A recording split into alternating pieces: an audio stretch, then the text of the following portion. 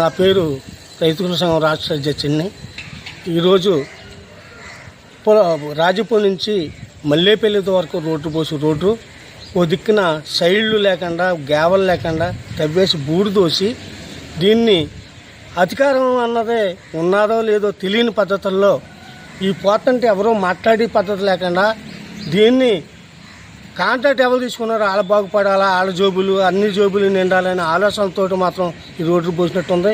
గతం 2 సంవత్సరాల ముందు పోసారు, మనీ ఇప్పుడు అప్పుడే పోయినా ఇది రోడ్లు పోతమైనా ప్రజలు నడక్కలేదు అన్నది అర్థం కాని పరిస్థితుల్లో ఉంది. కాబట్టి దీన్ని ఆర్ఎంబీ వాళ్ళు రోడ్డు పోతుంటే ఆర్ఎంబీకే సంబంధించి ఉంటుంది. కాబట్టి ఆర్ఎంబీ వాళ్ళు ఇది దుర్వినియోగం చేస్తున్నారు అన్నదే నాకు అర్థమవుతుంది.